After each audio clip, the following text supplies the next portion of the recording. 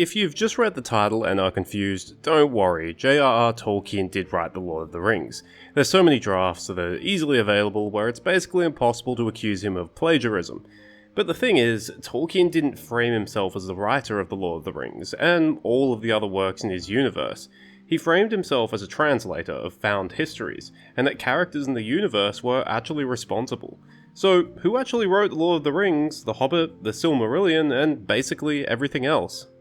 Okay, so if you weren't aware, the narrative frame for The Lord of the Rings and all of the other stories is that Tolkien didn't write them. Instead, he found a copy of the Red Book of Westmarch, specifically a copy of the Thane's Book, a bundle of stories and writings that contained all of the information about Middle-earth, at the very least, The Hobbit, The Lord of the Rings and its appendices, and a collection of writings from the Silmarillion, the Children of Hurin, and maybe the Akallabeth. Tolkien would translate the Red Book, with English taking the place of Westron, and Old English taking the place of Rohanese in The Lord of the Rings. However, it should be noted that English also takes the place of several other languages throughout the lore, depending on who is speaking. Originally, Tolkien wrote a story about how the originator of many of these writings was an Anglo-Saxon man named Elfwine, who ended up in Valinor and learned everything from the elves. However, references to Elfwine diminished, and it's possible that Tolkien straight up abandoned the concept as he wrote more and more about the universe. Afterwards, the authors of these works then became in-universe characters. The Hobbit was written by Bilbo, The Lord of the Rings was written by Frodo and partially by Sam, and the Akallabeth was written by Elendil, and these works would be preserved in the copy of the Red Book that Tolkien found. The Hobbit is perhaps the easiest one to explain. The story is almost entirely from the perspective of Bilbo Baggins, so the story is more or less just what he journaled. There are a few scenes not from Bilbo's perspective, or where he wasn't present. I believe the longest one is when Smaug attacks Lake Town. To get this information, Bilbo probably had to speak to someone like Bard, who could have explained his side of events. Bilbo took this book with him to Rivendell, although it was taken back to the Shire by Frodo afterwards. The Lord of the Rings was mostly written by Frodo, and a tiny bit at the end was definitely written by Sam because Frodo had just sailed into the west. But The Lord of the Rings is a little more complex because about 30 to 35% of the story is not from Frodo's perspective. These parts of the story are from the perspective of Sam, Merry, Pippin, Aragorn, and a random fox in the Shire. Because of how in-depth these perspectives are, it seems that Frodo did interview his friends about their own experiences during the War of the Ring. After Frodo departed into the west, the Red Book came into the possession of Samwise Gamgee. But what about the appendices of The Lord of the Rings? Well, this is where it gets interesting, because these were not written by Frodo or Bilbo, because they had already sailed into the west. In fact, we don't have the exact authors of these works, only that while the original Red Book stayed in the hands of Sam and his descendants, many of the manuscripts that the appendices drew from ended up in the libraries of Brandy Hall in Buckland, and in the Great Smiles in Tookland. This would imply that the appendices were a collaborative effort that took place over generations. However, we do have some idea of where this information was sourced. For example, the Annals of the Kings and Rulers, which speaks of the histories of the House of Elros, the House of Anarion, the House of Isildur, the House of Eorl, and the House of Durin, was collected from multiple places. The history of Númenor, Gondor, and Arnor was collected by Pippin during his visits to Minas Tirith, whereas the history of Rohan was collected by Merry during his trips to Edoras. We're told that the information about the House of Durin came from Gimli, who Merry and Pippin met on several more occasions. We're also told that Merry visited Rivendell on several occasions to collect more information, which aided both libraries. Although Elrond was gone, his sons and Celeborn still lived there. Funnily enough, Tolkien throws some shade at Pippin here, saying that while Merry wrote several works of his own, such as The Reckoning of Years, The Herblore of the Shire, and Old Words and Names in the Shire, Pippin wrote absolutely nothing. However, Pippin's library ended up being quite useful, as did Pippin himself. During the Fourth Age, King Elessar requested a copy of the Red Book, which Pippin brought to Gondor himself. The Gondorian scribes made a number of corrections, and at some point, Barahir, the grandson of Faramir, would add an abridged version of the tale of Aragorn and Arwen. This was known as the Thane's Book, of which a copy was later sent back to the Shire.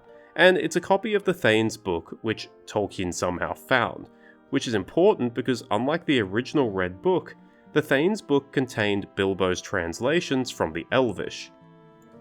This is important because the main part of Bilbo's translations from the Elvish is the Silmarillion, including the Ainulindale and the Valaquenta.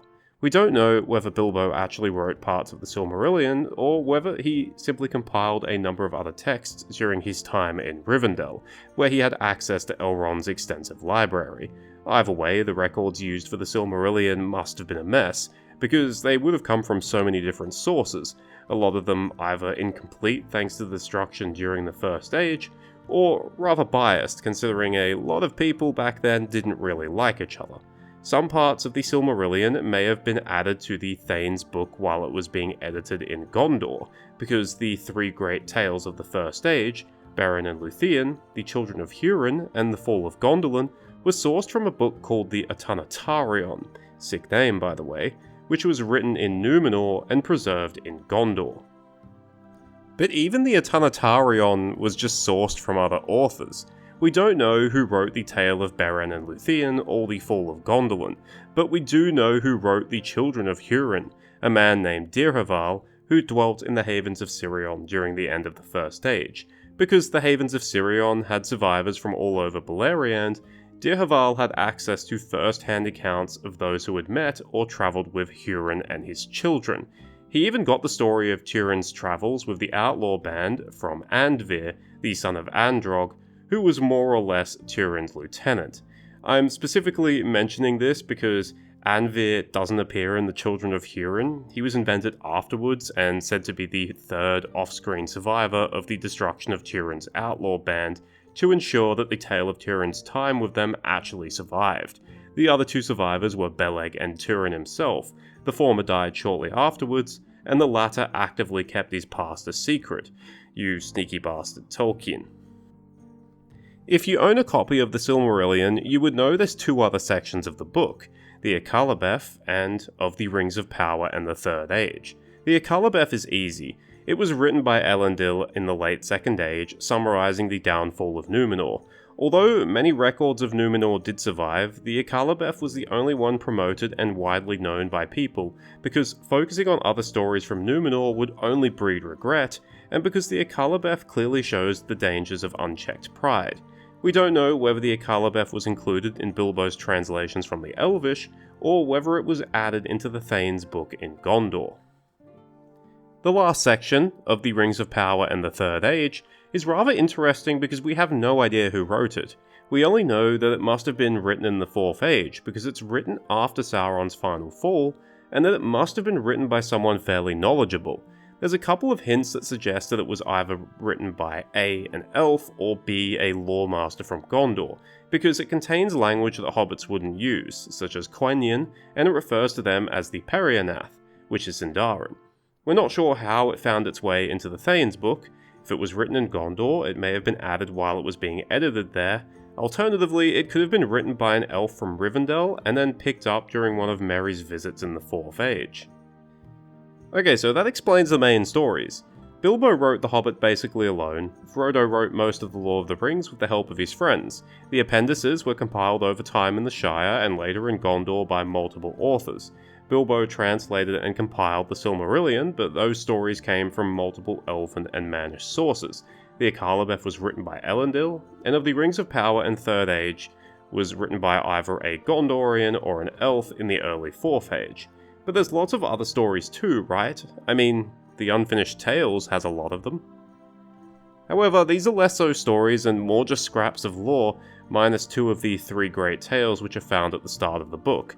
Many of these stories are also filled with contradictions that don't exist to the same level even in the published version of the Silmarillion. It's impossible to know who exactly wrote these stories and where they came from in regards to framing the narrative, and I just think the best way to see them is as Tolkien commentating scraps from the Red Book that are either unfinished, are full of contradictions, or just aren't really that relevant. You can probably guess where some of the lore came from based on what it is dealing with. Aldarion and Erendis clearly comes from Numenor. The disaster of the Gladden Fields comes from the few survivors of that battle.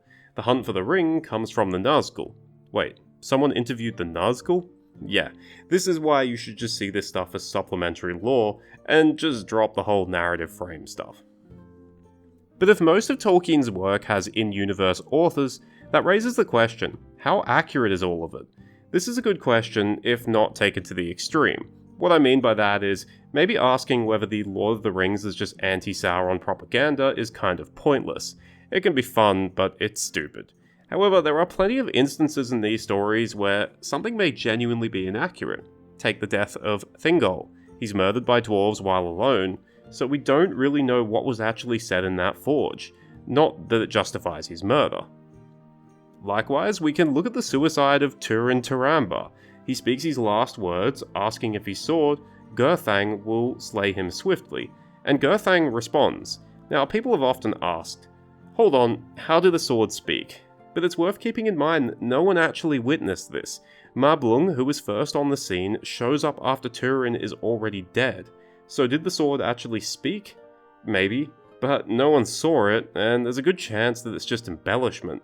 There's many other instances throughout the stories.